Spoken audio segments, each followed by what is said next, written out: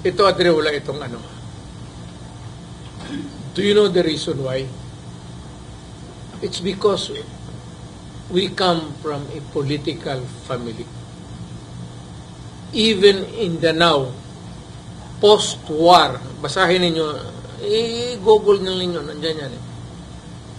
Post-war, right after, ang tatay ko naging mayor na ng Danao, which is a city now.